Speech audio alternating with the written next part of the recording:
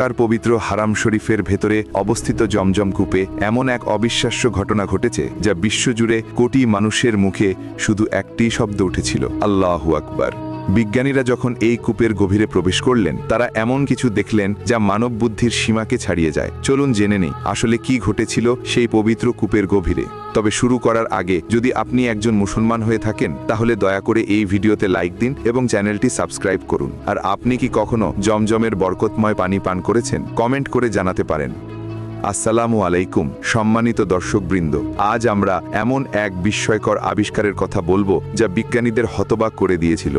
পবিত্র জমজম কূপ মসজিদুল হারামের ভেতরে কাবা শরীফ থেকে মাত্র 20 মিটার দূরে অবস্থিত। কূপটির গভীরতা প্রায় 30 মিটার এবং এটি প্রতি সেকেন্ডে 20 লিটার পানি পাম্প করে তুলে থাকে। 1971 সালে একজন ব্যক্তি দাবি করেন, যেহেতু কাবা শরীফ সমুদ্রপৃষ্ঠের নিচে অবস্থিত, তাই সম্ভবত আশেপাশে নোংরা পানি জমজম কূপে মিশে যেতে পারে।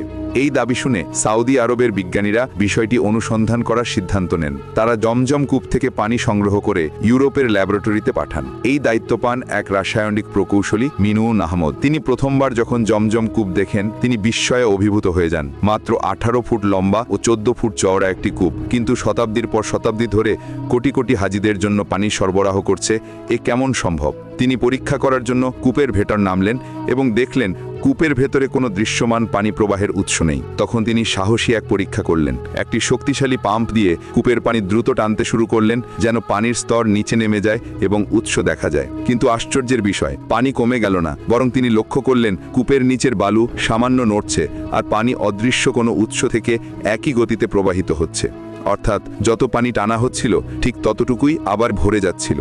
এরপর সংগৃহীত পানির নমুনা ইউরোপ ও সৌদি আরবে পরীক্ষার জন্য পাঠানো হলো। ফলাফল এলো, জমজমের পানি পৃথিবীর অন্য কোনো পানির মতো নয়। এতে রয়েছে উচ্চমাত্রার ক্যালসিয়াম ও ম্যাগনেসিয়াম সল্ট, যা ক্লান্ত হাজিদের শরীরে নব উদ্যম এনে দেয়। সবচেয়ে বিস্ময়কর বিষয় হলো, এই পানিতে রয়েছে প্রাকৃতিক ফ্লোরাইড যৌগ, যা জীবাণুনাশক হিসেবে কাজ করে।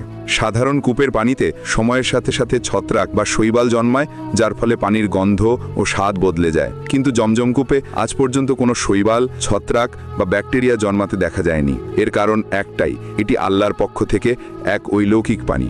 কয়েক বছর পর বিজ্ঞানীরা আবারও কূপের গভীরে নামেন। তারা উন্নত মানের যন্ত্রপাতি ও ক্যামেরা নিয়ে নামেন, কিন্তু অবাক করার মতো ঘটনা ঘটে। তাদের কম্পাস কাজ করা বন্ধ করে দেয়। দিক নির্দেশ নির্ধারণ তা অসম্ভব হয়ে পড়ে, যেন কূপের ভেতরে সময় থমকে গেছে। তারা যখন আরও গভীরে নামেন, তখন কূপের ভেতরে কিছু প্রাচীন বস্তু দেখতে পান। অদ্ভুত আকারের পাত্র, কিছু পুরনো মুদ্রা, এমনকি কিছু মার্বেল পাথর যাতে নাম খোদাই করা ছিল। তাদের ভাষায়, যখন আমরা কূপের ভেতরে প্রায় আধা মিটার নামলাম, মনে হলো আমরা 50 বছর আগের সময় ফিরে গেছি। শেষমেশ তারা আবিষ্কার করেন, জমজমের পানি এক রহস্যময় উৎস থেকে প্রবাহিত হচ্ছে, যা কাবা শরীফের দিক থেকে আসছে। আর সেই উৎসের শেষে রয়েছে একটি প্রাকৃতিক পাথরের জলাধার, যেখানে পানি জমে থাকে। আর আশ্চর্যের বিষয় হলো, এই পানিতে কোনো জীবাণু বা অণুজীব নেই।